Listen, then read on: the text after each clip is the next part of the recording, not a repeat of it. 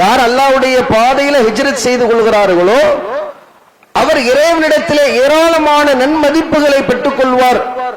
உமை யஹ்ருஜ் மின் பைத்திஹி முஹாஜிரன் இலல்லாஹி வ ரசூலிஹி, யார் அல்லாஹ்வின் பக்கமும் அல்லாஹ்வின் தூதரின் பக்கமும் ஹிஜ்ரத் செய்து வருகிறார்களோ சும்ம யுத்ரிகுல் மௌத், அப்படிப்பட்ட அந்த பயண நேரத்திலேயே அவருக்கு மரணம் நேர்ந்தால் கூட ஃபக்கத் வகஅ அஜ்ருஹு, அவர் ஃபக்கத் வகஅ அஜ்ருஹு அலல்லாஹ், அல்லாஹ்விடத்தில் அதனுடைய கூலியை பெற்றுக் கொள்வார். வகான அல்லாஹு கஃபூரர் ரஹீமா, அல்லாஹ் மன்னிப்பவனாகவும் இரக்கமுள்ளவனாகவும் இருக்கிறான் என்று இறைவன் பேசுகிறான். அவ்வளவு பெரிய வெகுமதிகளை சிறப்புகளை அல்லாஹ்வுடைய பாதையிலே ஹிஜ்ரத் செய்து வருகிறார்களே, இறைவனுக்காக மார்க்கத்திற்காக ஊர் துறந்து வருவதுதான் ஹிஜ்ரத். இதை வெறுமனே நாம வார்த்தைகளால் சொல்லிவிட்டு கடந்து செல்லும் பொழுது அது பெருசா நமக்கு தெரியாது. ஹிஜ்ரத் தானங்க அப்படி தோணும். உண்மையிலேயே அந்த நிலையிலே நம்மை வைத்து பார்த்தால் ஹிஜ்ரத் குறித்து என்னென்ன வசனங்கள் நமக்கு சொல்லப்படுகிறதோ, அல்லாஹ்வின் தூதர் முஹம்மது நபி ஸல்லல்லாஹு அலைஹி வஸல்லம் அன்னவர்களின் காலகட்டத்தில் மக்கள் நாடு துறந்து ஒவ்வொரு ஊர்களுக்கும் சென்றார்களே, அபிசீனியாவுக்கு சென்றார்கள், மதீனாவுக்கு சென்றார்கள். அப்படி செல்லக்கூடிய நிலையிலே நம்மை வைத்து பார்த்தால், நம்முடைய உறவுகளை வைத்து பார்த்தால் உண்மையிலேயே அது எவ்வளவு பெரிய வலிக்கு உரிய ஒரு விஷயம் என்பது நமக்கு தெரியும், புலப்படும். ஏன்னா ரசூல் ஸல்லல்லாஹு அலைஹி வஸல்லம் அவங்களுடைய காலகட்டத்தில் இந்த மார்க்கத்தை ஆரம்ப காலகட்டத்தில் அல்லாஹ்வுடைய தூதர் அவர்கள் எடுத்துரைக்கக்கூடிய வேளையில கடுமையான எதிர்ப்புகள் நிலவின. மக்காவுல திடீரென்று அல்லாஹ்வுடைய தூதர் அவர்கள் இந்த மார்க்கத்தை எடுத்துரைக்கக்கூடிய நேரத்தில் மிக கடுமையான எதிர்ப்புகள். எந்த அளவிற்கு எதிர்ப்புகள் பெருகிறது, நபிகளாரை மார்க்கத்தை சொல்ல விடாமல் தடுத்தார்கள். நபிகளாரிடத்திலே மார்க்கத்தை கேட்பதற்காக யாரேனும் வந்தால் அவர்களை அடிப்பது, உதைப்பது, அவர்களை எள்ளி நகையாடுவது, இது போன்ற கடுமையான எதிர்ப்புகள் நிலவக்கூடிய சந்தர்ப்பத்தில் மக்கள்லாம் தாங்க முடியாத அளவுக்கு அலக்களிக்கப்பட்டாங்க. ஹப்பாப் ரலியல்லாஹு அன்ஹு அவர்கள் ரசூல் ஸல்லல்லாஹு அலைஹி வஸல்லம் அவங்களுடைய காலகட்டத்துக்கு பின்னால உமர் அவர்களுடைய காலகட்டத்தில், ரசூலுல்லாஹ்வுடைய காலகட்டத்தில் அவர்கள் பட்ட வேதனை, கஷ்டங்கள், துன்பங்கள் அதையெல்லாம் பத்தி உமர் அவங்கள்ட்ட சொல்லும்போது சொல்றாங்க, தன்னுடைய முதுகு காட்டுறாங்க. அவங்க இந்த மார்க்கத்துக்காக எந்த அளவுக்கு அடிபட்டிருந்தால், அவங்க ஊர்ல மார்க்கத்தை கடைபிடிக்கக்கூடிய நேரத்தில் மிக கடுமையான அடி உதைக்கு ஆட்பட்டிருந்தால் அவங்க ஹிஜ்ரத்துங்கிற அந்த பயணத்தை மேற்கொள்வாங்க, காட்டுறாங்க. பெரும் பெரும் தழும்புகள் ஹப்பாப் பின் அரத் அவருடைய முதுகுல உமர் அவர்கள் பார்க்கிறார்கள், இன்னும் இவ்வளவு பெரிய காயம்.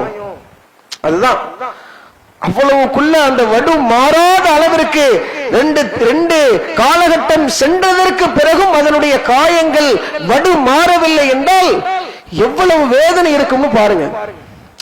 அப்படிப்பட்ட வேதனையை அந்த மக்கள் அனுபவிக்கக்கூடிய சூழ்நிலையில மதீனாவுக்கு ஹிஜ்ரத் போனாங்கல்ல, அது வெளிப்படையாகவே இறைவன் வசனத்தை இறக்கி அல்லாஹ்வுடைய பாதையில நீங்கள் ஹிஜ்ரத் செய்ய புறப்படுங்கள் என்கிற கட்டளை வந்த பிறகு, அதுவும் குறிப்பாக நபிகளாருக்கு அந்த கட்டளை வந்த பிறகு ரசூலுல்லாஹ் பின்னால போனாங்க.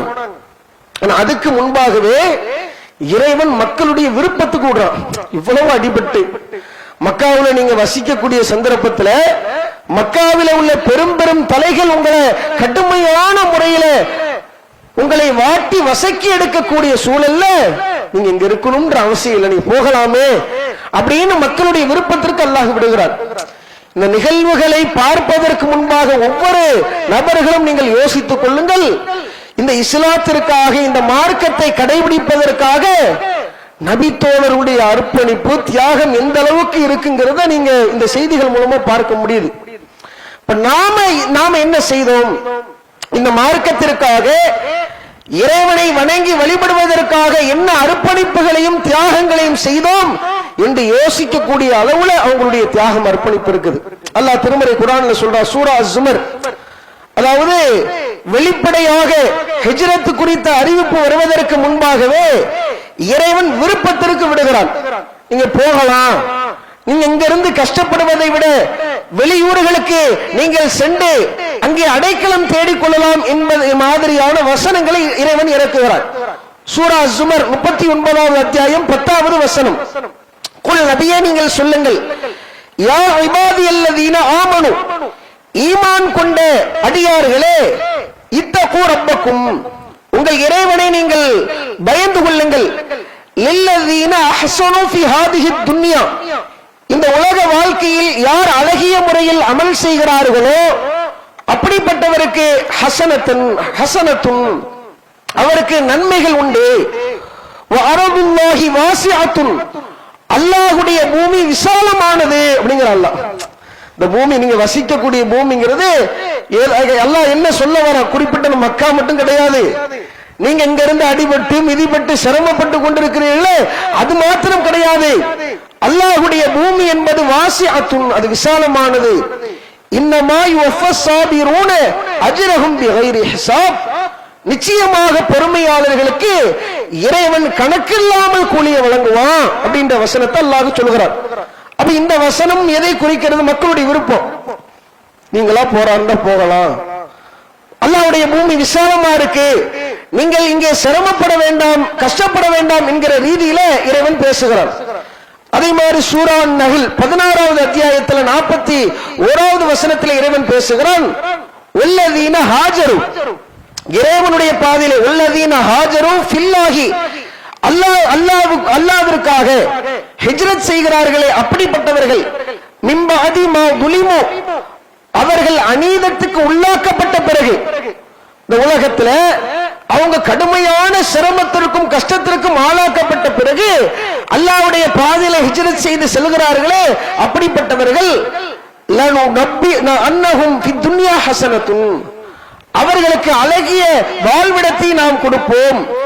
உல அஜ்ருல் ஆகிரத்தி அக்பர், அல்லாஹ்விடத்தில் உள்ள கூலியே மிக பெரியது. அவர்கள் அறிந்திருந்தால் அல்லாஹ்விடத்தில் உள்ள கூலியே பெரியது அப்படிங்கறத அல்லாஹ் சொல்லுகிறான். இது மாதிரியான வசனங்கள் எல்லாம் நீங்க விருப்பப்பட்டா போங்கிற மாதிரி இறைவனுடைய கட்டளை. இந்த கட்டளை வந்த உடனே மக்காவுல அடி தாங்க முடியாம ஒரு கூட்டம் என்ன செய்யறாங்க, அபிசீனியாவுக்கு ஹிஜ்ரத் போறாங்க. முதல் சாரார் எத்தனை பேர் போறாங்க அப்படின்னா 12 ஆண்களும் 4 பெண்களும் முதல் சாரார் போறாங்க. அதற்கு பிறகு இரண்டாவது சாரார் போறாங்க. அதுல கிட்டத்தட்ட 83 நபர்கள், ஆண்களும் 19 பெண்கள் என்ன செய்யறாங்க, போறாங்க. அப்படி பயணப்பட்டவர்கள் அபிசீனியாவுக்கு செல்லக்கூடிய வேளையில ஏதாவது அவங்களுக்கு ஆதரவு இருந்துச்சா? மக்காவில இருந்து போறாங்க, மக்காவில இருந்து அவர்கள் எதற்காக செல்கிறார்கள் என்றால், இங்கே நமக்கு அரவணைப்பு இல்லை, இங்கே கடுமையான எதிர்ப்புகள் நமக்கு நிலவுகிறது, எனவே இங்கிருந்து நாம வேறு இடத்திற்கு புலம்பெயர்வோம் என்று செல்கிறார்களே. பெரிய ஆட்களை கூட்டு போறாங்களா?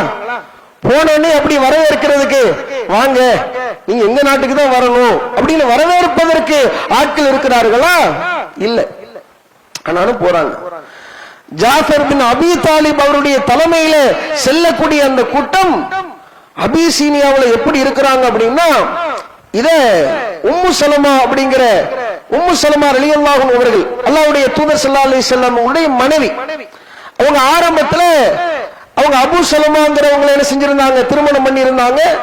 பின்பு அவங்க இறந்ததுக்கு அப்புறம் ரசூலுல்லாஹ் அவங்களை மணமுடித்துக் கொண்டார்கள். அந்த உம்மு சலமா ரலியல்லாஹு அன்ஹா அவர்கள் அவங்களும் அந்த ஹிஜ்ரத் பயணத்தில் இருந்தாங்க. அந்த அபிசீனியாவுக்கு ஹிஜ்ரத் செஞ்சு போனாங்கல்ல, அந்த கூட்டத்துல உம்மு சலமா என்கிற இந்த நபி தோழியரும் அல்லாஹ்வுடைய தூதர் ஸல்லல்லாஹு அலைஹி வஸல்லம் உடைய மனைவியாகிய உம்மு சலமாவும் இருந்தாங்க. அவர்கள் தான் அபிசீனியாவிலே எந்த அளவுக்கு அவங்க சிரமப்பட்டாங்க கஷ்டப்பட்டாங்கிறத ஒரு செய்தியில எடுத்து சொல்வார்கள். இந்த செய்தி அஹ்மத் என்ற ஹதீஸ் நூலில் 1742வது ஹதீஸாக பதிவு செய்யப்பட்டிருக்கு. உம்மு சலமா அப்படிங்கிறவங்களுக்கு அவங்களுடைய முழு பெயர் என்ன, ஹிந்த் பின் அபி உமையா. அவங்களுடைய முழு பெயர் ஹிந்த் பின் அபி உமையாங்கிறது அவங்களுடைய முழு பெயர். அவங்க என்ன செய்யறாங்க, இது சம்பந்தமான செய்திகளை அறிவிக்கிறார்கள். நாங்கள் ஹபசாவிலே அபிசீனியாவிற்கு புறப்பட்டு செல்லக்கூடிய நேரத்தில் நஜ்ஜாசி மன்னர் ஆட்சி செய்யக்கூடிய அந்த அபிசீனியாவுக்கு நாங்கள் சென்றோம். அங்கே சென்று நாங்கள் எப்படியான ஒரு நிலையில இருந்தோம் என்றால், இறைவனுடைய நாட்டத்தினால அமின்னா அலா தீனினா, எங்களுடைய மார்க்கத்தை நாங்க ரொம்ப இலகுவாக பின்பற்ற எங்களால் முடிந்தது. மக்காவுல நாங்க வசிக்கிற நேரத்தில் அப்படிப்பட்ட சுதந்திரம் எங்களுக்கு இல்லை. நாங்கள் இங்கே வந்த பிறகு இந்த மன்னருடைய தயவால் ஏதோ ஒரு அளவுக்கு எங்களால மார்க்கத்தை கடைபிடிச்சு நடக்க முடிஞ்சது. அல்லாஹுவை வணங்குவதற்கு எங்களுக்கு இலகுவாக இருந்தது. அந்த நேரத்திலே அந்த மன்னருடைய உதவியினால எந்த தொல்லைக்கும் நாங்கள் பெரிய அளவுக்கு ஆளாக்கப்படவில்லை அப்படின்னு உம்மு சலமா அவங்க சொல்றாங்க. சொல்லிட்டு அந்த செய்தியை முழுமையாக சொல்லுகிறார்கள். நாங்கள் அபிசீனியாவுக்கு வந்த செய்தியை அறிந்த குறைஷிகள் எப்படி இவங்க போகலாம், மக்காவில் இவங்க இருக்க விடாத அளவிற்கு இவர்களை சிரமத்தை கொடுத்து கஷ்டத்தை கொடுத்ததற்குண்டான காரணம் என்ன? இவங்க நம்முடைய மார்க்கத்தை விட்டு திரும்பி சென்று விடக் கூடாது, நம்மள்டே இருக்கணும், அடி வாங்கி மிதி வாங்கி எப்படியாவது நம்முடைய மார்க்கத்தின்பால் திரும்பி விட வேண்டும் என்பது அவங்களுடைய கொள்கை. அது நடக்கலையே. இங்க இருந்து வேற ஊருக்கு திரும்பி விட்டார்களே, இவர்களை எப்படியாவது கொண்டு வர வேண்டும் அப்படின்னு சொல்லி 2 நபர்கள் அனுப்பி வைக்கிறாங்க. குறைஷிகள் பேசி மசூரா பண்ணி ஒரு 2 நபர்களை, அந்த 2 நபர்கள் யாருன்னா அப்துல்லா பின் அபி ரபியா என்கிற நபித்தோழரும், பின்னால் அவங்க இஸ்லாத்தை ஏத்துக்கிட்டாங்க. அப்துல்லா பின் அபி ரபியா என்கிற நபித்தோழரும் அம்ர் பின் ஆஸ், அம்ர் பின் ஆஸ் என்கிற நபித்தோழரும். இந்த செய்தியில அவங்க முஸ்லிம்களுக்கு எதிராக சில வேலைகளை செய்வார்கள். அது தப்பான கண்ணோட்டத்தில் நம்ம பார்க்க வேண்டிய அவசியம் இல்லையே. பின்பு அவங்களுக்கு ஹிதாயத்துக்கு நேர்வழி கிடைச்சிட்டு, அப்ப இந்த 2 நபி தோழர்களையும் குறைஷிகள் என்ன செய்யறாங்க, அவங்க ஆலோசனை பண்ணி 2 பேரும் நம்ம அனுப்புவோம் அப்படின்னு அனுப்பி வைக்கிறாங்க. அனுப்பி வச்சா சும்மா அனுப்பி வைக்கலங்க. என்னைக்கு இந்த காக்கா பிடிக்கிறதுன்னு சொல்லுவாங்க தெரியுமா, இந்த 2 நபி தோழர்கள் அனுப்பக்கூடிய நேரத்தில் ஒரு கிஃப்ட், ஒரு பரிசு பொருளை சேர்த்து கொடுத்து அனுப்புறாங்க. ஏன் முதல்ல போய் மன்னர்கிட்ட அதை கொடுத்து அதுக்கப்புறம் பேச்சை போட்டாங்கன்னா ஒரு ரெஸ்பான்ஸ் இருக்கும், அப்படிதானே? என்னைக்குமே ஒரு நபரிடத்துல பேசும் பொழுது இப்படி பண்ணாங்கன்னா நம்ம பேச்சை கேட்பாங்க அப்படிங்கறதுனால குறைஷிகள் ஒரு பரிசு பொருளையும் ஏற்பாடு செய்கிறார்கள். அந்த பரிசு பொருளை கொண்டு இந்த 2 நபர்களும் நேரம் போறாங்க. போய் முதல்ல என்ன செய்யறாங்கன்னா, அந்த மன்னரை சுற்றி எப்பொழுதுமே பாதிரிமார்கள் இருப்பார்கள், மத குருமார்கள் இருக்காங்கல்ல. அவர் ஒரு கிறிஸ்தவர், நஜ்ஜாசி மன்னர் ஒரு கிறிஸ்தவர். அந்த நஜ்ஜாசி மன்னரை குறித்து எப்பொழுதுமே பாதிரிமார்கள் செய்வாங்க, இருப்பாங்க. அப்ப அவங்கள முதல்ல பிடிக்கணும். நேரம் போய் அவங்கள்ட்ட இந்த மாதிரி பரிசு, இது மன்னருக்கு உண்டான பரிசு, எங்க ஊர்ல இருந்து சில பேர் வந்திருக்கிறாங்க, அவங்க எப்படிப்பட்ட நபர்களாக இருக்கிறார்கள் என்றால், அவங்க எங்க ஊர்ல நாங்க பின்பற்றக்கூடிய மார்க்கத்தை பின்பற்றாமல் புதிய மார்க்கத்தை பின்பற்றுகிறார்கள், அவங்கள தயவு செய்து நீங்க எங்கள்கிட்ட ஒப்படைச்சிடணும், நீங்க தான் மன்னர்கிட்ட போய் என்ன செய்யணும், பேசணும் அப்படின்னு சொல்லி முதல்ல அந்த பாதிரிமார்கள் என்ன செய்யறாங்க, அவங்கள்ட்ட பேச்சுவார்த்தை நடத்தி முடிக்கிறாங்க. இவங்க வந்த தகவல்லாம் ஜாஃபர் பின் அபி தாலிபுக்கும் முஸ்லிம்களுக்கும் தெரியுது. கொஞ்ச நாள் நம்ம நிம்மதியா இருக்கிறோம், மக்காவில் அடிபட்டு மிதிபட்டு தப்பித்து கொஞ்ச நாள் கூட நம்மளால நிம்மதியா இருக்க முடியலையே. பெரிய பேச்சு திறமை உள்ளவர்கள் கிடையாது, பெரிய அளவிற்கு மன்னரிடத்திலே ஆக்ரோஷமாக பேசி தப்பிப்பதற்குண்டான வழி இல்லை. ஆனால் ஒன்றை மாத்திரம் அந்த நபித்தோழர்கள் நபித்தோழியர்கள் ஆழமாக உள்ளத்திலே பதிய வைத்திருந்தார்கள், நம்ம இடத்துல சத்தியம் இருக்குது, நாம பயப்பட வேண்டிய அவசியம் இல்லை. இந்த உலகத்திலே இறைவனை அல்லாஹ்வை ரப்பாக ஏற்றுக்கொண்ட நமக்கு, முஹம்மது நபியை தூதராக ஏற்றுக்கொண்ட நமக்கு படைத்தவனுடைய உதவி கடைசி வரை இருக்கும் என்கிற நம்பிக்கை மாத்திரமா அவங்கள்ட்ட இருந்துச்சு. அவங்கள்ட்ட காசு இல்ல, அவர்களிடத்தில் பணம் இல்லை, ஆனால் ஒன்றே ஒன்று இருந்தது. அல்லாஹ் சொல்லுகிறான் அல்லவா, வலா தஈனு வலா தஹ்சனு வஅன்துமுல் அலௌன இன் குன்தும் முஃமினீன். இறை நம்பிக்கையாளர்களே, நீங்கள் தளர்ந்து விடாதீர்கள், கவலைப்படாதீர்கள், நம்பிக்கை கொண்டிருந்தால் நீங்களே மேலோங்குவீர்கள். அது மட்டும்தான் அவங்களுடைய உள்ளத்துல இருந்துச்சு. நாம முஸ்லிமா இருக்கிறோம், அல்லாஹ் நம்மளை பார்த்துக்குவான், ரப்புடைய உதவி நமக்கு இருக்கும்னு அவங்க என்ன செய்யறாங்க, அமைதியா பொறுமையா. இந்த தகவல்லாம் தெரியுது, 2 பேர் வந்திருக்கிறாங்க, மன்னர்கிட்ட எப்படியோ பேச போறாங்கிற தகவல்லாம் தெரியுது. நேரம் மன்னரிடம் கொண்டு போய் அந்த பாதிரிமார்கள் என்ன செஞ்சுட்டாங்க, விட்டுட்டாங்க. விட்டோன்னு அந்த ரெண்டு பேரும் போய் பேசுறாங்க. ஐயுஹல் மலிக், ஓ மன்னரே, இன்னஹு கத் லஜா இலா பல்திக மின்னா கில்மான், எங்களுடைய ஊரில் இருந்து சில இளைஞர்கள் வந்திருக்கிறார்கள். கில்மான் சுஃபஹா, முட்டாள்களான, எப்படி அறிவு இல்லாம பைத்தியக்காரங்கன்னு சொல்லி சொல்றாங்க. எப்படி பாருங்க, இந்த மார்க்கத்தை கடைபிடித்து நடக்கக்கூடியவர்களுக்கு உண்டான பெயர் என்ன? பைத்தியக்காரர்கள். மன்னர்கிட்ட வந்து சொல்றாங்க, எங்களிடத்திலே இருந்து சில முட்டாள்களான இளைஞர்கள் உங்கள்கிட்ட வந்திருக்கிறாங்க. ஃபாரகு பைன கௌமிகும், அவர்கள் அவருடைய அவங்க இருக்கிறாங்களா ஒரு கூட்டம், அந்த கூட்டத்திற்கு மத்தியிலேயே பிரிவினை ஏற்படுத்தியவர்கள். உலம் எதுகுலு தீனிக், உங்க மார்க்கத்தில் அவங்க இல்ல, எங்கள்கிட்ட இருந்து பிரிச்சு எங்க ஊரையே ரெண்டாக்கிட்டாங்க. உங்களுடைய மார்க்கத்தில், கிறிஸ்தவ மார்க்கத்திலையும் அவங்க இல்ல, அவங்க புதிய ஒரு மார்க்கத்தை இபதஊஹு லா நஅரிஃபு நஹ்னு வலா அன்த், மன்னரே உங்களுக்கும் தெரியாது எனக்கும் தெரியாது யாருக்குமே தெரியாது ஒரு புது மார்க்கத்தை கொண்டு வந்திருக்கிறாங்க. இப்படி ஏதாச்சும் சொல்லணுமா இல்லையா?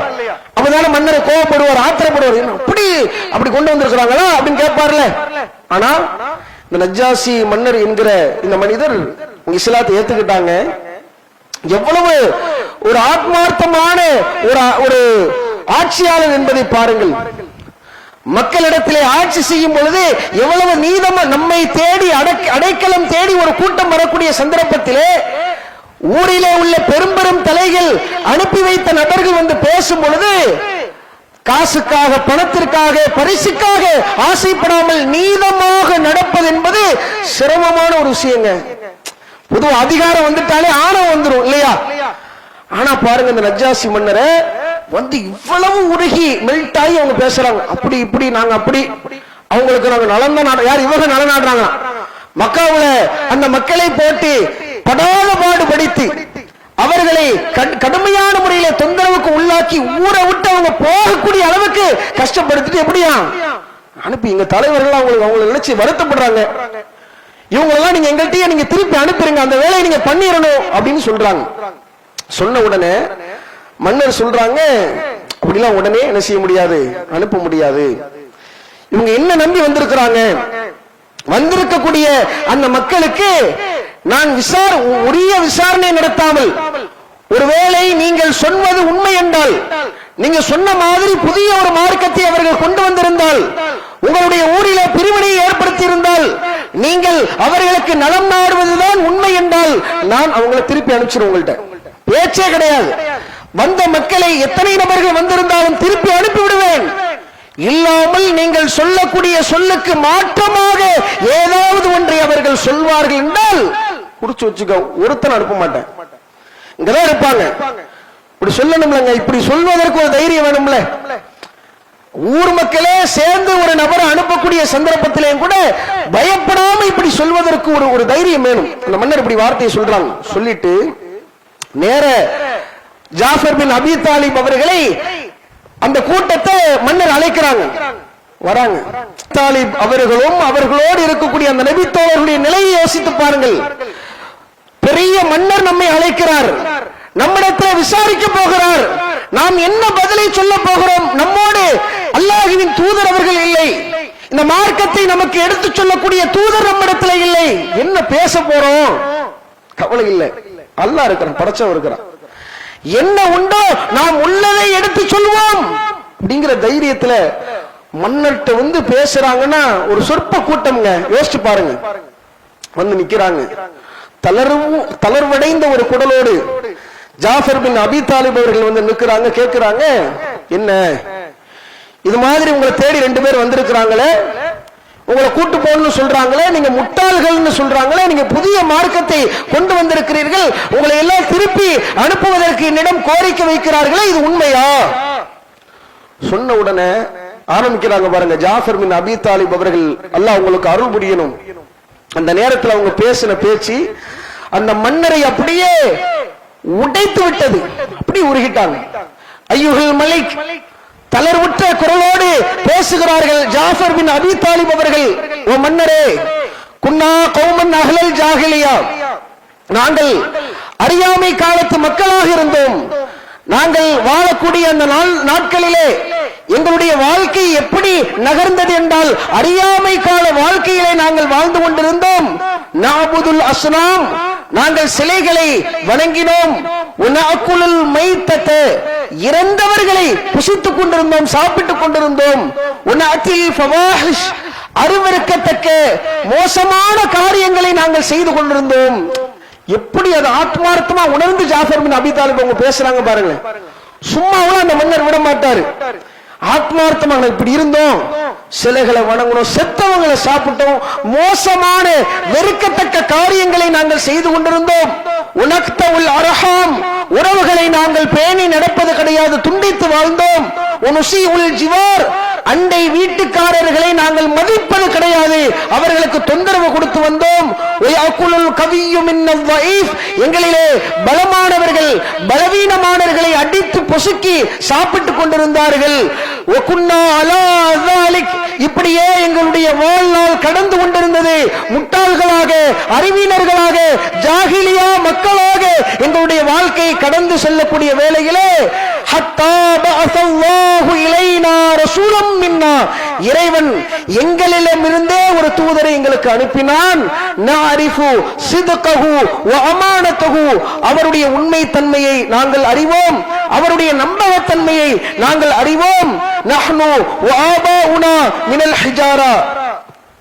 அந்த நபி எங்களிடத்தில் எதை ஏவினார் தெரியுமா? நீங்கள் அல்லாஹ்வை மாத்திரம் வணங்க வேண்டும் என்பதை எங்களுக்கு ஏவினார். அவனை வணங்கி வழிபட வேண்டும். நாங்களும் எங்களின் முன்னோர்களும் எப்படிப்பட்ட சிலை வழிபாட்டில் இருந்தோமோ அதிலிருந்து விலக வேண்டும் என்று எங்களுக்கு சொன்னால், எனவே மக்கள்கிட்ட உண்மையை பேசுங்கன்னு சொன்னார். அமானிதங்களை பேணி நடங்கள் என்று சொன்னார். உறவுகளை பேணி நீங்கள் நடங்கள் என்று சொன்னார். நீங்கள் அண்டை வீட்டுக்காரரிடத்திலே அழகிய முறையிலே நடங்கள் என்று சொன்னார். அல்லாஹுவை வணங்குங்கள் என்று சொன்னார். ஜகாத் கொடுங்கள், நோன்பு வையுங்கள், தான தர்மங்கள் செய்யுங்கள் என்றெல்லாம் எங்களுக்கு ஏவினார். எனவே இந்த நபியை நாங்கள் நம்பினோம், அவரை நாங்கள் ஏற்றுக்கொண்டோம், உண்மைப்படுத்தினோம். அவர்களை பின்பற்றி நாங்கள் நடந்தோம். அப்படி நடக்கக்கூடிய வேளையிலே இந்த தூதருடைய சொல்லை கேட்டு அல்லாஹ்வை மாத்திரம் வணங்கி இந்த தூதர் எதையெல்லாம் எங்களுக்கு ஏவினாரோ அதை செய்தோம், எதையெல்லாம் செய்யக்கூடாது என்று தடுத்தாரோ அதை விட்டு நாங்கள் தவிர்த்து கொண்டோம். இதை பொறுக்காத எங்களுடைய கூட்டத்தினர் எங்களை கடுமையாக வசைபாடினார்கள், அடித்தார்கள். இப்பொழுது ஊரை விட்டு விலக்கி இருக்கிறார்கள். எனவே மன்னரே, சிறந்த உபசரிப்பு செய்யக்கூடிய உங்களை நாடி வந்திருக்கிறோம். உங்களிடத்திலே நாங்கள் அநீதத்தை பார்க்கவில்லை, அதனால் உங்களை தேடி நாங்கள் வந்திருக்கிறோம். ஐயுஹல் மலிக், ஓ மன்னரே எங்களுக்கு இரக்கம் காட்டுங்க அப்படின்னு நிக்கிறாங்க. வேற ஏதாச்சும் கொடுத்தாங்களா? எந்த விதமான பரிசுகளையும் கொடுக்கவில்லை. இறைவனிடத்திலே அல்லாஹ்வினுடைய உதவியினால் சில வார்த்தைகளை அப்படியே அவருடைய வாழ்க்கையிலே நடந்த சம்பவங்களை கொட்டி தீர்க்கிறார்கள். நாங்கள் இவ்வளவு மோசமான நிலையிலே இருந்த எங்களை மிகச்சிறந்த நல்லோர்களாக, சீர்திருத்தவாதிகளாக மாற்றியது எங்களுடைய தூதர். அவர் வழியிலே நாங்கள் நடந்தோம், எனவே அவர்கள் எங்களை அடித்து துரத்தி விட்டார்கள் அப்படிங்கிறாங்க. இப்படி சொன்ன உடனே அந்த மன்னர் கேட்கிறார், فقال له النجاشي هل معك مما جاء به عن الله من شيء, அப்படினா அல்லாஹ்ட்ட இருந்து உங்களுக்கு என்ன ஆதாரம் இருக்கு அப்படின்னு கேக்குறாங்க. கேட்ட உடனே فقال له ஜாஃபர் பதில் சொல்கிறார், நஅம், ஆம், எங்கள் தூதர் எங்களிடத்திலே சில ஆதாரங்களை எடுத்து சொல்லி இருக்கிறார்கள், இதோ சொல்கிறேன் அப்படின்னு சொல்லி நஜாசி வாசிக்க சொல்றாங்க. உடனே ஜாஃபர் பின் அபி தாலிப் அவர்கள் பாருங்க, குர்ஆனுடைய சூரா மரியம் 19வது அத்தியாயத்தினுடைய ஆரம்ப வசனங்களை ஓதுகிறார்கள். சில கிராத்துகளை நாம கேட்கும் போது, நீங்க இன்னைக்கு மொபைல் போன்ல இலகுவாக நம்ம கிராத்துகளை டவுன்லோட் பண்ணி கேட்கலாம் இல்லையா? ஆத்மார்த்தமா சில வசனங்களுடைய பொருள் உணர்ந்து நாம இருப்போம்னு சொன்னா அந்த கிராத்தை கேட்கும் போது இயற்கையிலே நமக்கு கண்ணிலிருந்து இருந்து கண்ணீர் வரும். ஆத்மார்த்தமாக அதை கேட்கக்கூடிய நேரத்திலே நம்மை அறியாமல் அந்த வசனத்திலே உள்ள கருத்துகள் கண்ணீரை வரவழைக்கும். பல நபர்கள் இஸ்லாத்துக்கு வந்ததற்குண்டான காரணமாகவும் அது இருக்கிறது. குர்ஆன் பிற மக்களை அப்படியே ஆற தழுவி அரவணைக்கக்கூடியதாக, ஈர்க்கக்கூடியதாக, எந்த நிலையிலே ஒரு மனிதன் குர்ஆனை அணுகுகிறானோ அந்த நிலையிலே அவனுக்கு ஆறுதல் பரிசாக குர்ஆன் அமையும். ஜாஃபர் பின் அபி தாலிப் அவர்கள் அப்படியே எடுக்கிறாங்க, எடுத்து சூரா மரியத்தினுடைய ஆரம்ப வசனங்களை ஓதுகிறார்கள். காஃப் ஹா யா ஐன் ஸாத் ذிக்ரு ரஹ்மத்தி ரப்பிக அப்தஹு ஜக்கரியா. இது தன்னுடைய அடிமையாகிய ஜக்கரியாவிற்கு இறைவன் கொடுத்த உபதேசம். இத்நாதா ரப்பஹு நிதான் ஹஃபியா. அவர் தனிமையிலே அல்லாஹ்வை பயந்து ரப்பிடத்திலே கையேந்தினார். قال ரப்பி இன்னி வஹனல் அல்மு மின்னி வஸ்தஅல الرأس ஸைபா. இறைவா, என்னுடைய எலும்புகள் எல்லாம் பலவீனம் அடைந்து விட்டது, நானோ வயோதிகத்தால் எனக்கு நரையால் என்னுடைய தலைமுடிகள் எல்லாம் மின்னுகிறது. வலம் அகும் பிதுவாஇக ரப்பி ஸகியா. இந்த நிலையிலும் கூட நான் உன்னுடைய துஆவில் இருந்து நிராசை அடைந்து விட மாட்டேன். நான் உங்கள்கிட்ட துஆ கேட்டுக்கொண்டே இருப்பேன். இன்னி ஹித்துல் மவாலிய மின் வராஇ.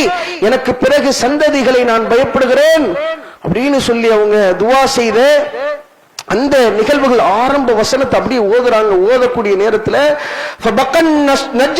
அல்லாஹின் மீது ஆணையாக உம்மு சலமா அவர்கள் சொல்லுகிறார்கள், நஜ்ஜாசி மன்னர் அவர்கள் தன்னுடைய தாடி நனையக்கூடிய அளவிற்கு அழுது கொண்டே இருந்தார். அதை கேட்டு சுற்றி இருந்த பாதிரிமார்கள், மதகுருமார்கள் அவர்கள் தங்களுடைய ஏடுகளை முன்னால் வைத்துக் கொண்டு அமர்ந்திருக்கிறார்கள். மசாஹிபஹும், அவருடைய ஏடுகள் நனையக்கூடிய அளவுக்கு அழுகை வருகிறது. ஏன்? அல்லாஹ் திருமறையிலே சொல்கிறான், இது சமிஉ மா உன்சில இலர் ரசூல். இந்த தூதரின் பால் அருளப்பட்ட வசனங்களை அவர்கள் கேட்பார்கள் என்றால் தராயுனஹும் தஃபீதும் மினத்தம். அவர்களுடைய கண்களிலிருந்து கண்ணீர் தாரை தாரையாக ஊற்றெடுக்கும். மிம்ம உண்மையிலிருந்து சத்தியத்தை அவர்கள் அறிந்து கொண்ட காரணத்தினால் அவங்களால தாங்கிக் கொள்ள முடியாது அழுது கொண்டே இருப்பார்கள் என்று அல்லாஹ் சொல்கிறானே. அந்த வசனத்துக்கு உண்டான எடுத்துக்காட்டாக நஜ்ஜாசி மன்னர் அந்த வசனத்தினுடைய கருத்துக்களை ஆழமாக யோசித்து சிந்தித்து கண்ணீர் மல்க அழுகிறார்கள். அதை தாங்க முடியாமல் சுற்றியுள்ள பாதிரிமார்களும் அழுகிறார்கள். உடனே சொல்றாங்க, நிச்சயமாக இது கண்டிப்பாக மூசா அலைஹிஸ்ஸலாம் அவர்கள் மூசா எப்படிப்பட்ட வேதத்தை கொண்டு வந்தார்களோ அதுவும் இதுவும் ஒன்றுதான். மிஸ்காத்து வாஹித், ரெண்டு ஒண்ணுதான். நீங்க போங்க, தைரியமா போங்க, நீங்க தாராளமாக அங்க இருக்கலாம், யாரும் உங்களை ஒண்ணு செய்ய முடியாது, போங்கன்னு அனுப்பிட்டாங்க. இவங்களுக்கு தாங்க முடியல. யாருக்கு? அம்ர் இப்னு ஆஸுக்கும் அப்துல்லா பின் அபி ரபியாவுக்கும் தாங்க முடியல. என்னடா இது, அவ்வளவு தூரம் கொளுத்தி போட்டிருக்கோம், பெரிய அளவுக்கு பூதாரமா வெடிச்சு தூக்கி போட்டு எல்லாத்தையும் மிதிச்சிருவாங்கன்னு பார்த்தா கடைசியில 2-3 வசனத்தை வாசிச்சாங்க.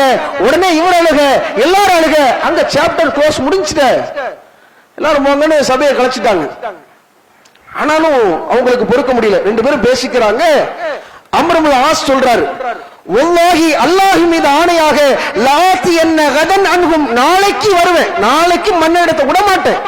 நஜ்ஜாசி மன்னரிடத்திலே நாளைய தினமும் இவர்கள் எப்படிப்பட்டவர்கள் என்பதை மறுநாளும் சொல்லிக் கொண்டே இருப்பேன் அப்படிங்கிறாங்க. உடனே அப்துல்லா பின் அபி ரபியா சொல்றாங்க, நீ பண்ணாதீங்க, இல்ல நம்ம சொந்த பந்தம் தானே, வந்திருக்கிறது யாருங்க, நம்ம சொந்த பந்தம் தானே, அவங்கள போய் நாம இவ்வளவு வெறிகொண்டு நாம பண்ண வேணாம அப்படின்னு சொல்றாங்க. சொன்ன உடனே அதே மாதிரி மன்னர் மக்களுக்கு மத்தியிலையும் மன்னரிடத்தில் தகவல் போற மாதிரி என்ன சொல்றாங்க, அன்னஹும் யஸ்அமூன அன்ன ஈஸா இப்னு மரியம, ஈஸா இப்னு மரியமுடைய மகன் ஈஸா அவர்களுடைய விஷயத்திலே கௌலன் அதீமா, ரொம்ப பெரிய அபாண்ட குற்றச்சாட்டை வைக்கிறார்கள். இப்படி கிளப்பி விடுறாங்க. அதாவது நஜ்ஜாசி மன்னர் கிறிஸ்தவர், ஈசா அலைஹிஸ்ஸலாம் அவங்களை தப்பா பேசுறாங்கன்னா உங்களுக்கு கோவம் வருமா இல்லையா? பிடிக்கிறாங்க.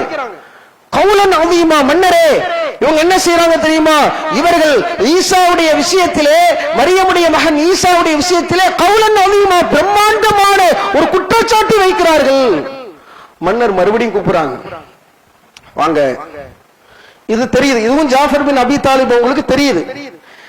மன்னர்கிட்ட இது மாதிரியான தகவலை மறுநாளும் சொல்ல போகிறார்கள் அப்படின்னு தெரிஞ்ச உடனே அவங்க பேசுறாங்க, எல்லாரும் கூட பேசுறாங்க, என்ன சொல்லலாம், இதுக்கு என்ன பதில் சொல்லலாம்னு சொல்லும் பொழுது ஜாஃபர் பின் அபி தாலிப் அவங்க சொல்றாங்க, மக்கள்கிட்ட சொல்றாங்க, அல்லாஹ்வின் மீது ஆணையாக நம்முடைய தூதர் ஈசா அலைஹிஸ்ஸலாம் அவர்கள் விஷயத்திலேயும் அவருடைய தாயார் விஷயத்திலேயும் எதை நமக்கு வஹியாக எடுத்து சொல்லியிருக்கிறார்களோ அதை சொல்வோம்.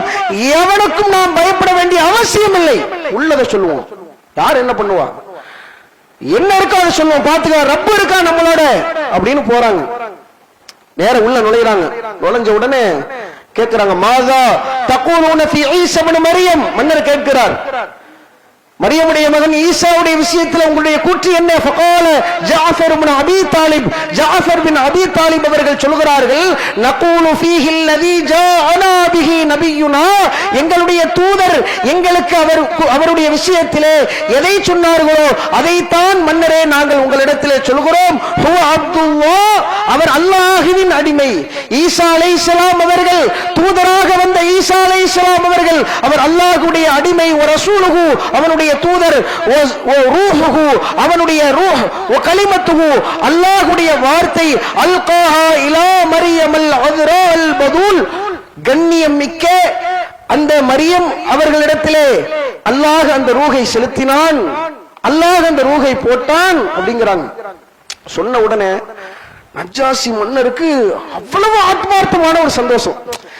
என்ன நினைச்சாங்க இந்த ரெண்டு நபி தோழரும் அவங்க இஸ்லாத்தை ஏற்கிறதுக்கு முன்னால என்ன நினைச்சாங்க, ஒரு வழி பண்ணிடுவாங்க, ஈசா அலைஹிஸ்ஸலாம் அவங்களை குறிச்ச பெரிய அவதூறு சொன்னாங்கன்னு ஒரு கம்ப்ளைண்ட் வச்சோம்னா முடிஞ்சது, அவங்க கதையை முடிச்சிருவாங்கன்னு நினைச்சா நஜ்ஜாசி மன்னர் உடனே என்ன செய்கிறார், நஜ்ஜாசி பியதிஹி இலல் அர்ல், ஒரு குச்சியை உடைக்கிறாரு, அதை கீழே அப்படியே நெட்டி வைக்கிறார்.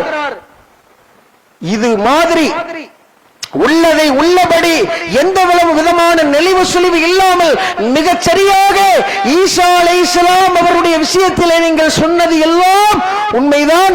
நீங்க தாராளமா இந்த அபிசீனியாவுல அபயமற்றவர்களாக இருக்கலாம், யாரும் உங்களுக்கு தொந்தரவு கொடுக்க முடியாது, ஒழுங்கு மரியாதை. இப்ப ரெண்டு பேரும் என்ன சொன்னாங்க, நஜாசி மன்னர் ஒரு பரிசு வேணா ஒண்ணு வேணா, உங்க பரிசு நீங்களே என்ன செய்யுங்க, பத்திரமா வீட்டுக்கு கொண்டு போயிருங்க அப்படின்னு சொல்லிட்டாங்க.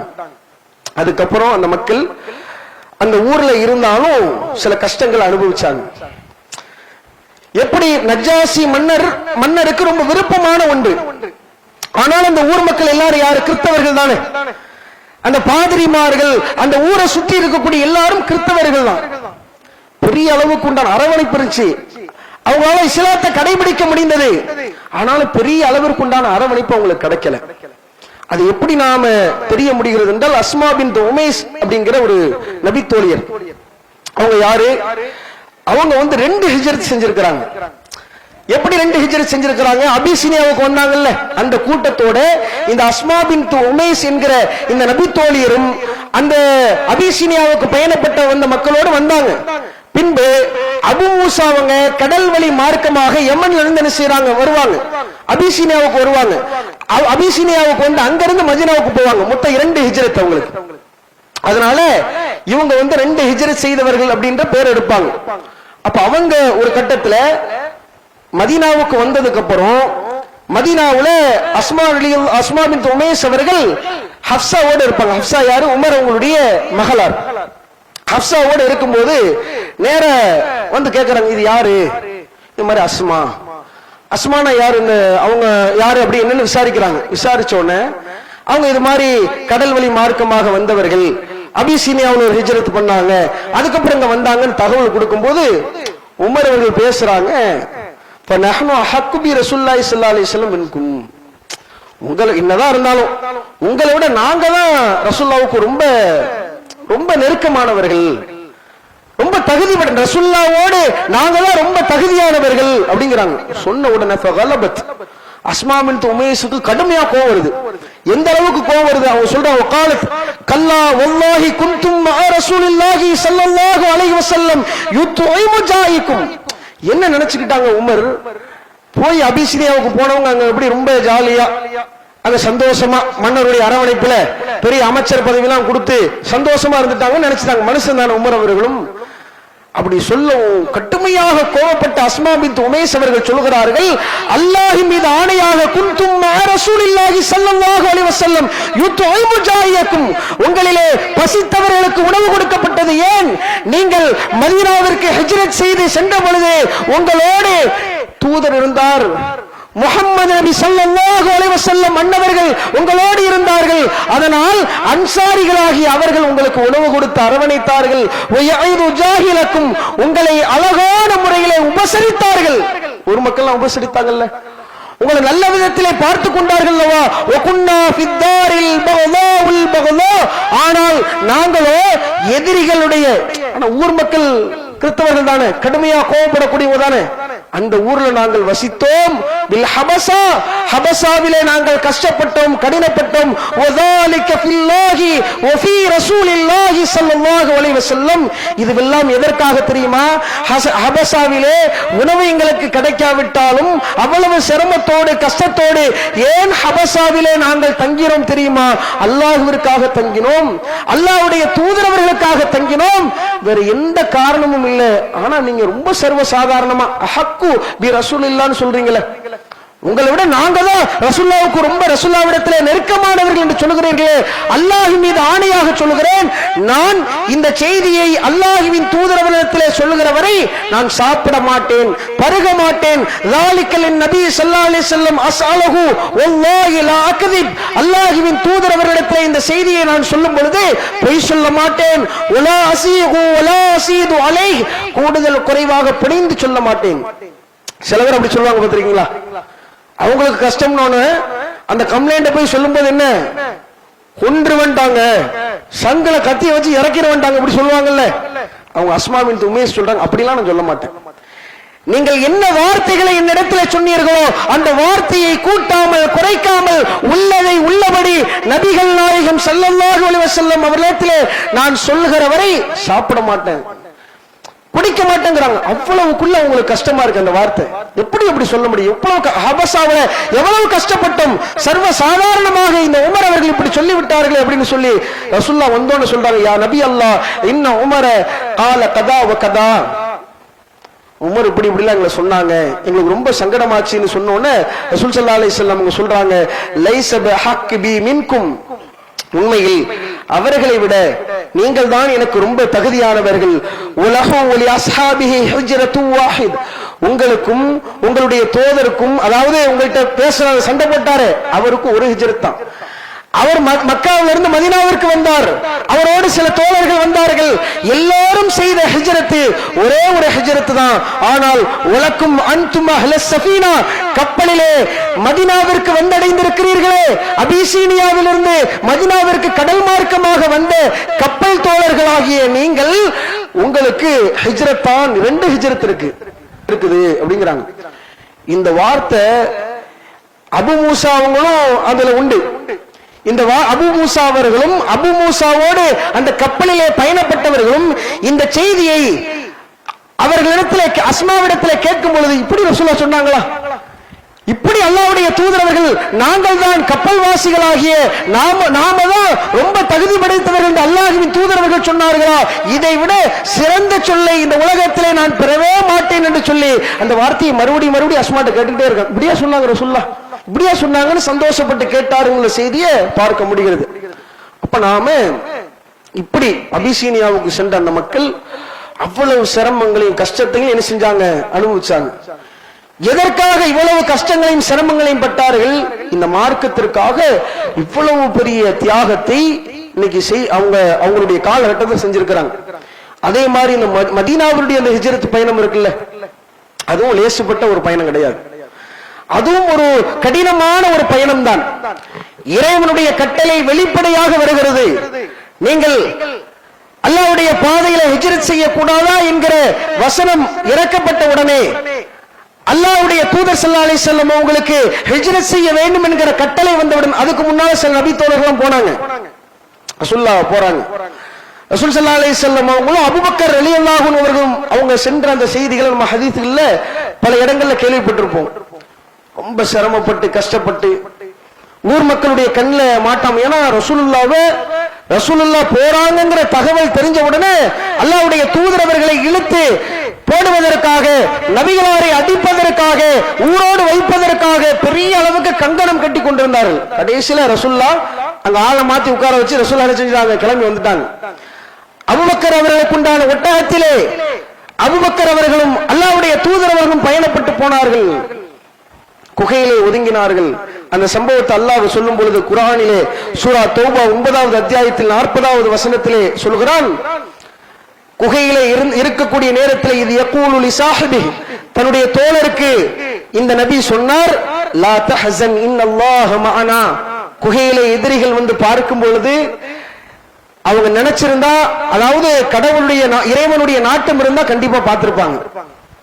ஆனா பார்க்கல, பயப்படுறாங்க. அபூபக்கர் அல்லாஹ்வின் தூதரவர்களை கீழே குனிஞ்சு பார்த்தாங்கன்னா தெரிஞ்சிருவோம், நம்ம மாட்டிடுவோம், உங்களை நம்ம தொலைச்சிருவாங்க அப்படின்னு சொல்லக்கூடிய நேரத்துல அல்லாஹ்வுடைய தூதர் ஸல்லல்லாஹு அலைஹி வஸல்லம் அவர்கள் தன் தோழர் அபூபக்கர் அவர்களுக்கு சொல்கிறார்கள், லா தஹஸன், கவலை கொள்ளாதீர்கள், இன்னல்லாஹ மஅனா, அல்லாஹ் நம்மோடு இருக்கிறான் அப்படிங்கிறாங்க.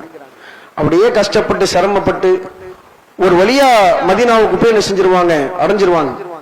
அந்த நேரத்துல இன்னும் சில நபித்தோழர்கள்லாம் இந்த பயணத்துல ரசூல் ஸல்லல்லாஹு அலைஹி வஸல்லம் அவங்க போன பிறகும் ரசூலுல்லாஹ் போகிறதுக்கு முன்னாலேயும் மதீனாவுக்கு பயணப்பட்டு போனார்கள். அதுல சில நபித்தோழர்களை பார்க்கிறோம். அஸ்மா பின்த் அபீபக்கர், அபூபக்கர் ரலியல்லாஹு அன்ஹு அவர்களுடைய மகளார் அஸ்மா இருக்கிறாங்கல்ல, அவங்க என்ன செய்யறாங்க, மதீனாவுக்கு பயணப்பட்டு போகிறார்கள். ரசூலுல்லாஹும் அபூபக்கர்லாம் போனதுக்கு அப்புறம் எப்படி போறாங்க, எந்த நிலைமையில போறாங்க, சாதாரணமான நிலையில இல்லைங்க, அவங்க கர்ப்பத்தில் இருக்கிறாங்க. பொதுவாக பெண்கள் இந்த மாதிரி பயணப்பட்டு போறதுங்கிறது அந்த காலத்துல பயணம்னா என்ன, இன்னைக்கு பயணம்னா சொகுசு கார்ல போவாங்க, பஸ்ல போவாங்க, ட்ரெயின்ல போவாங்க, ரொம்ப காசு உள்ள ஆளா இருந்தா பிளைட்ல போவாங்க. பயணம் அவ்வளவு இலகுவாச்சு, அப்படிதானே. இங்க இருந்து சென்னைக்கு ஒரு நேரத்துல போகணும்னா அந்த காலத்துல 3-4 நாள் ஆகுங்கிறாங்க. அப்படியே பயணத்தினுடைய வடு குறைய குறைய ட்ரெயின் வந்ததுக்கு அப்புறம் ஒரு 12 மணி நேரத்துல போய் சேர்ந்துருவான். அதுக்கப்புறம் பிளைட் வந்ததுக்கு அப்புறம் அரை மணி நேரத்துல என்ன செஞ்சிடலாம், போய் அங்க சேர்ந்துடலாம். வெளிநாடுகளுக்கு எவ்வளவு நேரத்துல போயிருவாங்க, 4 மணி நேரம் 3 மணி நேரத்துல போயிருவாங்க வெளிநாட்டுக்கு. ஆனா பாருங்க, அந்த காலகட்டத்துல பயணம்ங்கிறது சாதாரணமான விஷயம் இல்லை. எதுல போவாங்க, கழுதையில, கோவேரி கழுதையில, ஒட்டகத்துல, குதிரையில, அதுவும் போக முடியும். அதுலயும் இந்த அஸ்மா பின்த் அபூபக்கர் அவர்கள் நிறை மாத கர்ப்பிணியா இருக்கிறாங்க. கர்ப்பம்னா சும்மா இல்லைங்க, நிறை மாதம் 10 மாசம் நிரம்பக்கூடிய அந்த பருவத்துல அவங்க இருக்கிறாங்க அப்படின்னா அப்ப பயணம் பண்ண எவ்வளவு யோசிப்பாங்க. அதுலயும் இன்னைக்கு தாய்மார்களை பார்த்தோம்னா கவனமா இருப்பாங்க, கவனமா தான் இருக்கணும். படியில் நடக்கூடாது, அப்படி செய்யக்கூடாது, இப்படி செய்யக்கூடாது, குடத்தை தூக்க கூடாது, பார்த்து நடங்க, பெரிய அளவுக்கு அதை பார்ப்பாங்க. அதுலயும் நிறை மாத கர்ப்பம்னா எவ்வளவு பேணுதலா இருக்கணும். சர்வ சாதாரணம் வந்துருவாங்களா? அஸ்மா பின்த் அபீபக்கர் அவர்கள், அல்லாஹ்வின் தூதரவர்களும் என் தந்தையும் எல்லா மக்களும் அல்லாஹ்வுடைய பாதையில ஹிஜ்ரத் செய்து செல்லக்கூடிய நேரத்திலே நாம அல்லாஹ்வுடைய பாதையில போகணும், ஹிஜ்ரத் செய்யணும் அப்படின்ற எண்ணத்துல என்ன செய்யறாங்க, நிறை மாத கர்ப்பிணியாக போறாங்க. அப்படி போகக்கூடிய நேரத்துல மதீனாவை சென்றடையக்கூடிய நேரத்தில் அங்கே குழந்தை பிறக்கிறது. அல்லாஹ்வுடைய தூதர் ஸல்லல்லாஹு அலைஹி வஸல்லம் அந்த குழந்தைக்கு என்ன செய்யறாங்க, பேர் வைக்கிறாங்க. இப்படி பல கஷ்டங்களையும் சிரமங்களையும் அபிசீனியாவுடைய ஹிஜ்ரத்தா இருந்தாலும் சரி, மதீனாவுக்கு ஹிஜ்ரத் சென்றதாக இருந்தாலும் சரி, அவ்வளவு சாதாரணமான விஷயம் கிடையாது. அவ்வளவு தியாகத்தையும் அர்ப்பணிப்பையும் அவங்க செஞ்சாங்க. அதே மாதிரி சுஹைப் ரலியல்லாஹு அன்ஹு அவர்கள், அவங்க மக்காவுல இருந்து மதீனாவுக்கு வரக்கூடிய சந்தர்ப்பத்துல அவங்க நல்ல ஓரளவுக்கு பொருளாதாரத்தை திரட்டிய ஒரு நபித்தோழராக மக்காவுல வசிக்கக்கூடிய நேரத்துல ஓரளவுக்கு போதுமான அளவுக்கு சம்பாதித்த ஒரு நபித்தோழர் இருக்கிறாங்க. அவங்க யாருக்கும் தெரியாம என்ன செய்யறாங்க, மதீனாவை நோக்கி வருகிறார்கள். வரும் பொழுது இடையில என்ன செய்யறாங்க, ஒரு குறிப்பிட்ட சில சாரார் குறைஷிகள்ல ஒரு கூட்டம் என்ன செய்யறாங்க, இந்த சுஹைப் என்கிற இந்த நபித்தோழரை சுற்றி வளைக்கிறார்கள். வளைச்சு மிரட்டுறாங்க. என்ன மிரட்டுறாங்க, சுஹைபே ஒழுங்கா போயிருங்க, மக்காவுக்கே போயிருங்க, உங்க அனுப்புற மாதிரி தெரியல அப்படிங்கிற கண்ணோட்டத்தை சுஹைப் ரலியல்லாஹு அன்ஹு அவர்களை மிரட்டக்கூடிய நேரத்திலே சுஹைப் அவர்கள் அந்த குறைஷிகளிடத்திலே பதில் சொல்கிறார்கள், ஃபஅஹ்ருஜு மின்ஹா 40 சஹமன், எல்லாம் ஒழுங்கா போயிருங்க. சுஹைப் சொல்றாங்க, தனியா போறாங்க. தனியா போகும்போது ஒரு பயம் இருக்கும். இன்னைக்குமே கூட்டம் நம்மளோட இருக்கும்போது தைரியம் இருக்கும். ஒரு 10 பேர் 50 பேர் இருந்தா வச்சுல சவுண்ட் என்ன அப்படின்னு சவுண்ட் வரும். ஒரு ஆள் தான் இருக்குன்னு வச்சுங்களேன், என்ன அப்படிம்பாங்க. 10 பேர் இருக்கும்போது என்னன்னு பெரிய அளவுக்கு சவுண்ட் வரும். கூட யாருமே இல்லைன்னா பம்மிடுவாங்க. அது பிரச்சனை இல்லை பாய், வண்டி தான் பாத்துக்கலாம், அதெல்லாம் ஒரு செலவு இருக்காது அப்படின்ட்டுவாங்க. வண்டி ஏதாவது இடிச்சா. அதுவே கூட்டம் இருந்துச்சுன்னா பெரிய அளவுக்கு கேஸ், கோர்ட்ல கேஸ் போட வரியா அப்படின்ற அளவுக்கு பெரிய அளவுக்கு என்ன செய்வான், பேசுவான். ஆனால் சுஹைப் அவர்கள் தன்னந்தனியாக மக்காவிலிருந்து மதீனாவை நோக்கி வரக்கூடிய சந்தர்ப்பத்திலே குறிப்பிட்ட ஒரு சாரார் குறைஷி மக்கள் சுஹைப் அவர்களை நிறுத்தி கடுமையாக ஏசக்கூடிய நேரத்திலே சொன்னார்கள், ஃபஹருஜு மின்ஹா 40 சஹ்மன். பெட்டியில 40 அம்பு இருக்குது. எல்லாம் அமைதியா எடுத்தோம்னா எல்லாருடைய கழுத்தையும் பதம் பார்த்துரும், எவனே விடமாட்டேன் அப்படிங்கிறாங்க. அப்படி ஒரு வேளை இல்லை என்றாலும் கூட அசீரு பாத இல சைஃப், என் வாளுக்கு நீங்க பதில் சொல்லணும். எப்படி பாருங்க, எப்படி மிரட்டுதல் பாருங்க. ஒரு ஆளா இருந்தாலும் சொல்றாங்க எல்லாத்தையும் தொலைச்சிடும், அம்ப வச்சு கொண்டுருவோம், ஒருத்தவும் மிஞ்ச முடியாது. அப்படி இல்லை என்றாலும் கூட என் வாளுக்கு எல்லாரும் பதில் சொல்ல வேண்டி இருக்கும், சொருகிறோங்கிறாங்க தூக்கி. அப்படி அரண்டு போய் நிக்கிறாங்க. கடைசியில் என்ன செய்யறாங்க, ஒரு வழிக்கு வரணுமேனு சொல்லி அவங்கள்ட்ட சொல்றாங்க, ஃபதஅலமுன அன்னி ரஜுலுன் வகத், எனவே மக்காவிலே எனக்கு சில விளைநிலங்கள் இருக்கு, சில சொத்துபத்துகள் இருக்கு, ஒழுங்கா அதை எடுத்துக்க. அதுக்கு தானே வர, என் பின்னால வந்தது காரணம் இவன் சம்பாதிச்சுட்டா, அங்க இருந்து சம்பாதிச்சு அதானே, எல்லாம் ஊர்ல தான் இருக்கு, எல்லாத்தையும் எடுத்துக்கோ. மதீனாவுக்கு என்ன செஞ்சுட்டாங்க, வந்துட்டாங்க. இப்படி பல இன்னல்களுக்கும் கஷ்டங்களுக்கும் ஆளாகித்தான் மக்காவிலிருந்து மதீனாவுக்கும் அபிசினியாவுக்கும் எல்லா நபித்தோழர்களும் நபித்தோழியர்களும் ஹிஜ்ரத் என்கிற இப்படிப்பட்ட பெரிய தியாகத்தை அர்ப்பணிப்ப அந்த சஹாபாக்கள் செய்தார்கள். அந்த வேளையில மதீனாவுக்கு வரக்கூடிய சந்தர்ப்பத்தில் பெரிய அரவணைப்பு, வரவேற்பு. அல்லாஹ்வுடைய தூதர் அவர்கள் அங்கே வந்த முஹாஜிர்களையும், மதீனாவிலிருந்து மக்காவிலிருந்து மதீனாவுக்கு வந்திருப்பாங்கல்ல, அப்படிப்பட்ட முஹாஜிர்களையும் மதீனாவாசிகளாகிய அன்சாரிகளையும் தோழர்களாக ஆக்கி வைக்கிறாங்க, ரொம்ப இணக்கமாக ஆக்கி வைக்கிறார்கள். அதனாலதான் நம்ம பெரும்பான்மையை அந்த சம்பவத்தை கேள்விப்பட்டோம். அப்துர்ரஹ்மான் அவுஃபும் சாத் அவர்கள், அப்துர்ரஹ்மான் அவுஃபுங்கிறவங்க மக்காவில இருந்து வந்தவங்க. மதீனாவில் இருக்கக்கூடிய சாத் என்ன சொல்லுவாங்க, ரசூலுல்லாஹ் தோழராக ஆக்குனதுக்கு அப்புறம், எப்ப எங்கிட்ட சொத்து பத்து இருக்கு, பாதி வச்சுக்க, எங்கிட்ட மனைவிமார்கள் இருக்கிறாங்க, அதுல உனக்கு பிடித்தமானவர்களை சொல், நான் அவர்களை முறைப்படி விலகி விடுகிறேன். ஏன்னா அவ்வளவு ஒரு நெருக்கமான ஒரு சூழல். ஒரு கூட்டம் திடீர்னு மதீனாவுக்கு வராங்கன்னா எல்லா விதத்திலையும் அவங்களுக்கு ஒரு தேவை இருக்கும். அத கருத்துல கொண்டு இவ்வளவு ஒரு தியாகத்தை அர்ப்பணிப்பு செஞ்ச சஹாபாக்களையும் நம்மளால் என்ன செய்ய முடிகிறது, பார்க்க முடிகிறது. இந்த தியாகத்தையும் அர்ப்பணிப்பையும் அந்த நபித்தோழர்கள் என்ன காரணத்திற்காக செய்தார்கள் என்றால் இறைவனுக்காகத்தான் செய்தார்கள். இன்றைக்கு அப்படியான தியாகம் செய்யக்கூடிய சூழல் யாருக்காவது இருக்குதா? இந்த மார்க்கத்தை பிடிக்காத அளவிற்கு நமக்கு மிக கடுமையான தொந்தரவுகளும் அடி துன்பங்களுக்கும் நாம் ஆளாக்கப்படுகிறோமா? பக்கத்து நாம பார்க்கக்கூடிய சில நாடுகள்ல அதை பார்க்கிறோம். சிரியாவுல, பலஸ்தீன்ல அங்க உள்ள மக்கள் ரமலான்லயும் கூட ஒவ்வொரு நேரமும் அந்த செய்திகளை நம்ம பார்க்கும்போது கண்ணீர் தானாகவே வந்து விடுகிறது. இவ்வளவு சின்ன சின்ன குழந்தைகள்லாம் குண்டுகளால் துளைக்கப்பட்டு காது தனியா, கால் தனியா, உடல் தனியா சிதறி எடுக்கப்படுகிறார்கள். இந்த காலகட்டத்திலையும் இப்படியும் சில மக்கள் அவங்களுடைய கொள்கை உறுதியை நம்ம சும்மா சொல்ல முடியாது. அவ்வளவு அடிபட்டு மிதிபட்டும் கூட ஒரு கொள்கை பிடிமானமோடு இருக்கிறாங்கன்னா நிதர்சனமா அவங்களை பார்க்கிறோம். அந்த மாதிரி நம்ம இருக்கிறோமா? நமக்கு அப்படியான நிலைமை இருக்கிறதா? நம்முடைய மார்க்கத்தை இலகுவாக பின்பற்றுகிறோம். நாம இப்படிலாம் போய் ஹிஜ்ரத் செய்யக்கூடிய சூழல் அல்லாஹ் நமக்கு அமைக்கவில்லை. எந்த வாய்ப்பு நமக்கு இருக்கிறது தெரியுமா? அல்லாஹ்வுடைய தூதர் அவங்க சொல்றாங்க, எந்த ஹிஜ்ரத் மிக சிறந்த ஹிஜ்ரத் என்று சொல்லும் பொழுது, அன் தஹஜுர மா கரிஹ ரப்புக், உம்முடைய இறைவன் எதை வெறுக்கிறானோ அப்படிப்பட்ட காரியத்திலிருந்து நீ விலகி நிற்கிறாய் அல்லவா, அதுதான் ஹிஜ்ரத்திலேயே மிகச்சிறந்த ஹிஜ்ரத் என்று சொன்னார்கள். இந்த ஹிஜ்ரத்தை செய்வதற்கு வாய்ப்பு இருக்கிறது. இன்றைக்கு இறைவன் ஹராமாக்கிய, இறைவன் தடுத்த எவ்வளவோ காரியங்கள் இருக்கிறது. பொய் பேசக்கூடாது, புரட்டு பேசக்கூடாது, மார்க்கத்துக்கு முரணான எந்த விஷயங்களையும் நாம செய்யக்கூடாது.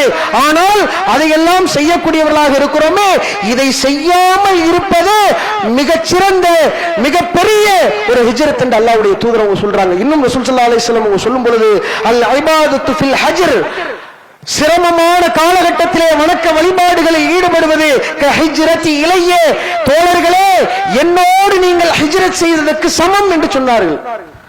ரசூலுல்லாஹ்வோடு ஹிஜ்ரத் செய்யக்கூடிய பாக்கியம் நமக்கு இல்ல, இப்ப இருக்குதா? இல்ல. ஆனால் இந்த பாக்கியம் நமக்கு கிடைக்கணும்னா வணக்கங்களை செய்யணுங்கிறது அல்லாஹ்வுடைய தூதர் அவங்க சொல்றாங்க. அதுவும் ஹிஜ்ரத்துங்கிறாங்க. அப்ப அது மாதிரி அதை புரிந்து நாம வணக்கங்களில் ஈடுபடக்கூடிய நன்மக்களாக, ஏனைய தவறுகளில் இருந்து விலகி நடக்கக்கூடிய நன்மக்களாக அல்லாஹ் ரப்பல் ஆலமீன் உங்களையும் என்னையும் ஆக்கி அருள்பாலிப்பான் என்று கூறி எனது உரையினை முடித்துக் கொள்கிறேன். வாஹிரு தவானா அல்ஹம்துலில்லாஹி ரப்பில் ஆலமீன். அஸ்ஸலாமு அலைக்கும் வரஹ்மத்துல்லாஹி வபரகாத்துஹு. கேள்வி,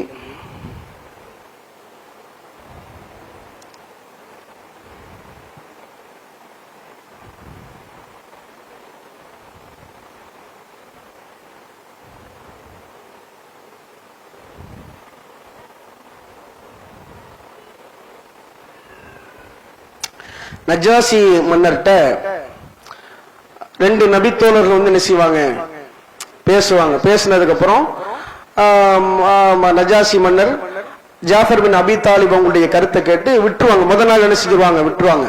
விட்டதுக்கு அப்புறம் ரெண்டு நபித்தோழரும் பேசிப்பாங்க இல்லையா? அதுல அந்த ரெண்டு நபித்தோழரும் ஒருத்தவர் சொல்லுவாரு, நம்ம வந்து என்ன செஞ்சிருவோம், நாளைக்கு கண்டிப்பா போட்டு கொடுக்கணும் அப்படின்னு ஒரு நபித்தோழர் சொல்லுவாரு. இன்னொரு நபித்தோழர் சொல்லுவாரு, அது நல்லா நம்ம உறவினர்கள் தான், அவங்கள விட்டுருவோம் அப்படின்னு சொல்லுவாங்க. அது யார் யார்? அதாவது ஃபர்ஸ்ட் நம்ம வந்து நாளைக்கு போட்டு கொடுத்துருவோம் அப்படின்னு சொன்ன நபித்தோழர் யாரு? நாம போட்டு கொடுக்க வேணாம், இல்ல நம்ம உறவு தான் அப்படின்னு சொன்ன நபித்தோழர் யாரு? தெரிஞ்சவங்க கை தூக்குங்க. சரி அண்ணா சொல்லுங்க. அவர் என்ன செஞ்சாரு? சரி சரி ஓகே, சரியான பதில். இப்ப அந்த அவங்க பேர் எழுதிக்குங்க. யார் நோட் பண்றா? எழுதியாச்சா? சரி.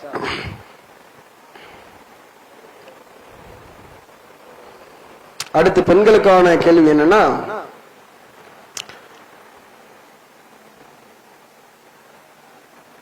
மதீனாவுக்கு வந்து தனியா ஒரு நபித்தோழர் என்ன செய்வாங்க, ஹிஜ்ரத் பயணம் மேற்கொண்டு செல்வார்கள். அந்த நபித்தோழருடைய பெயரும், பெயர்னா ஈஸியா எழுதிருங்க, ஏன்னா உங்க கிளைக்கு நாம வந்து பயான் பண்ண வரும்போது கேள்விக்கே தனியா என்ன செய்ய வேண்டியிருக்கு, ப்ரிப்பேர் பண்ண வேண்டியிருக்கு. அதனால எக்ஸ்ட்ரா 2-3 விஷயம் நம்ம சொல்லணும். அப்படி வந்து அந்த நபித்தோழர் இருக்கிறாங்கல்ல, குறைஷிகள் வந்து சுத்தி வளைக்கக்கூடிய நேரத்துல அவங்க அவங்களுக்கு பதிலடி கொடுக்கும் போது 2 விஷயத்தை சொல்லி பாத்துக்குங்க, எல்லாரும் காலி ஆயிருவீங்க அப்படின்னு சொல்லுவாரு. அவங்க மதீனாவுக்கு வரக்கூடிய பாதையில வழி மறைத்து அந்த குறைஷிகள் வந்து மிரட்டக்கூடிய சந்தர்ப்பத்துல அவங்க வந்து சில வார்த்தைகளை சொல்லி என்ன செய்வாங்க, அவங்கள்ட்ட இருந்து தப்பிப்பாங்க. அது என்ன வார்த்தைகள், என்னென்ன விஷயம் எங்கிட்ட இருக்குது பாத்துக்குங்க அப்படின்னு சொல்லி சொல்லுவாங்க. அது என்னங்கிறத தெளிவா என்ன செய்யணும், எழுதி அனுப்பணும். சரி, அஸ்ஸலாமு அலைக்கும்.